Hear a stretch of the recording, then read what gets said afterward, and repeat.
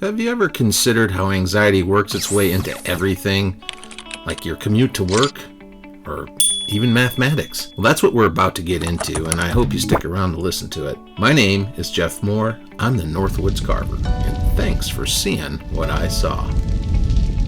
Okay, welcome back. This is a story or an article from the BBC Creativity Collective. And this is about the anxiety that limits your creative genius.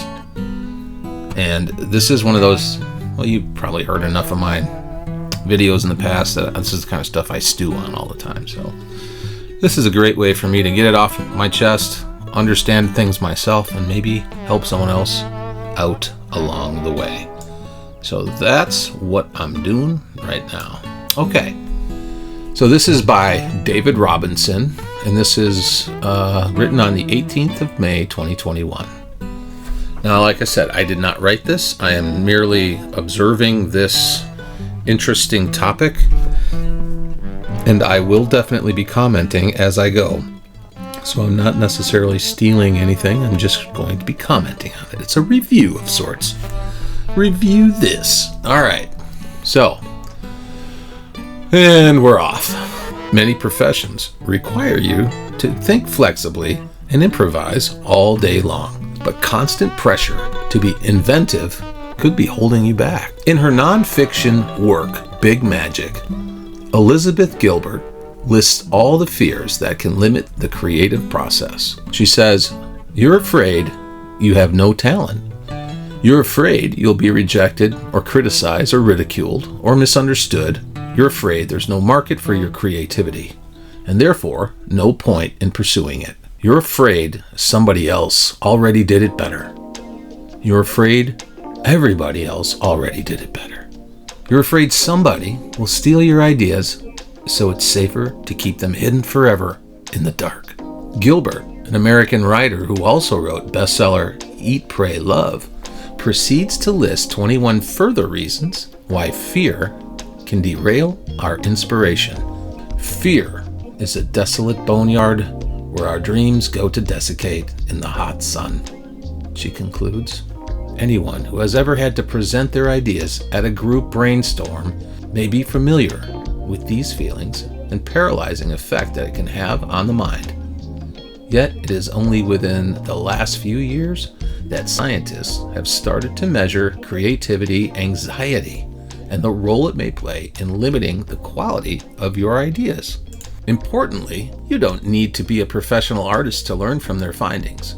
There are methods that anyone in almost any workplace can use to manage and reduce their creativity anxiety, potentially unleashing more original and innovative thinking. The Creativity Anxiety Scale. The concept of creativity anxiety builds on the research of Ian Lyons at Georgetown University in Washington, D.C., who had examined people's fear of numbers. It's well accepted, at least anecdotally, that many people find maths particularly stressful compared to academic subjects. This led to the Math Anxiety Scale, which allowed psychologists like Lyons to uncover the cause of consequences of those fears. For example, this might help to explain the gender gap in STEM subjects, thanks to a prevailing gender stereotype that women's brains are less suited to numeracy and analytical thinking. Girls are more likely to suffer from maths anxiety than boys, resulting in a kind of self-fulfilling prophecy. It was one of Lyons' graduate students, Richard Dacre, who began to wonder whether fear about the creative process could be similarly important for people's capacity to think originally and innovatively. Under the supervision of Lyons and the creativity researcher Adam Green, he first designed a psychological scale in which participants were asked to rate how much various situations would make them feel anxious. From 0, not at all, to 4, very much. As a comparison, the participants also had to rate the anxiety caused by the comparable situations that did not reflect creative thinking, such as having to solve a problem in the exact same way you were taught to do so. That was number 1. This is number 2. Having to precisely follow an established method of doing something. Number 3, having to think about something according to a fixed system. Number 4, having to carefully follow instructions. Sure enough, Dacre found that people's anxieties about the tasks requiring original thinking and improving those in the first batch above tended to correlate with one another. So if someone found improvising stressful, they were also more likely to feel anxious about having to think from a novel perspective or looking for an original way to solve a problem. Sure enough, Dacre found that importantly, however, these ratings were not strongly linked to the participants' scores for the other, more systematic tasks. This suggests that creativity anxiety is a separate entity triggered by specific situations rather than reflecting people's overall stress levels. The creativity anxiety scores predicted some important life consequences.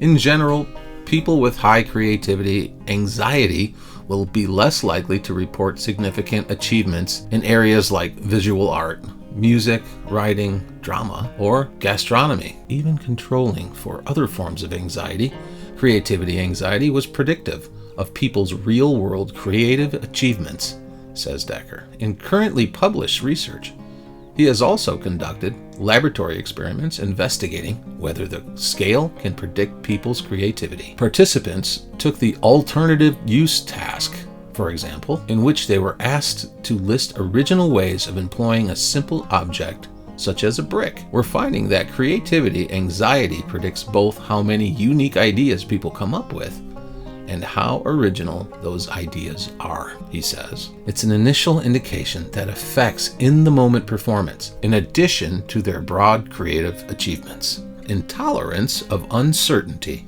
Dacre's first study of creative anxiety was published in 2020, and the concept is already generating interest from other scientists, including Ross Anderson, a senior researcher at the education consultancy from Inflection, who has recently used the scale to examine teachers' responses to the pandemic. Many people, including teachers themselves, may not think of teaching as being inherently creative, but Anderson points out that teachers have to think flexibly and improvise almost every minute of the day, and their lesson plans can be highly inventive. The challenges created by the pandemic, including the rapid move to remote learning, would have tested those abilities to the limit. Surveying teachers during the school shutdowns of spring 2020, he found that creative anxiety consistently predicted other measures of teachers' well-being. Overall, the teachers with greater creative anxiety tended to report much more stress during this period of uncertainty. For instance, as they struggled with the need to find new and inventive ways to keep the students engaged. Anderson's research underlines the fact that creative anxiety may be a limiting factor in many different kinds of workplaces besides the traditional arts, making it all the more important to find the ways to elevating those feelings. Exposure therapy. Some clues to potential treatments may come from previous research on maths anxiety. Dacre points to studies of cognitive reprisal, for example, in which people try to rethink the sense of physical arousal associated with fear or anxiety, such as the racing heart and sweaty palms, as a source of energy or even excitement. In various experiments, this seems to improve performance in numerical tasks. Other research has found that expressive writing, in which you spend a few minutes describing your feelings in detail before the stressful event, can soothe those nerves and increase people's ability at math. And it's feasible that the same strategy could help with creativity. It may also help to practice creative thinking in low-stakes environment. Dacre suggests if you give people practice being creative over time and increase their comfort with that process, it's likely that the creativity anxiety itself will go down, says Dacre. Anderson has already seen some signs that creative anxiety can be reduced. He found that teachers' creativity anxiety decreased substantially. Once they learned that their creativity was malleable and could improve with practice, the need to think originally seemed less daunting. There are potentially multiple possible interventions, says Lyons.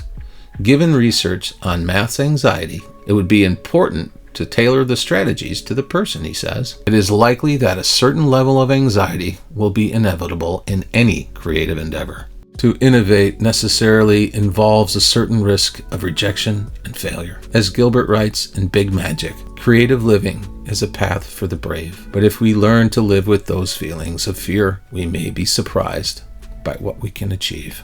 That was very interesting.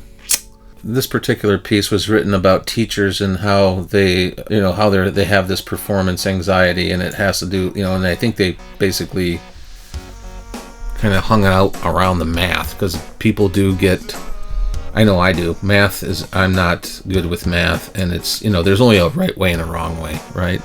There's a right answer and there's a wrong answer. There's no in-between answers. There's no alternative truth or alternative fact. It's the number that it ends up, right? So that's pretty brutal, and I think a lot of people kind of, I don't know, they just kind of get nervous because there's a fear of failure in there, and depending on the person, maybe they just don't want to hear the word, failure, and the thing about the women being less, I always thought it was the other way around, but these are scientists. I know some extremely sharp women, way sharper than me, way better at math, way better at, seeing around corners. I'm not sure. These guys are scientists. This is not my words. So, all right, everyone. This has been Jeff Mohr.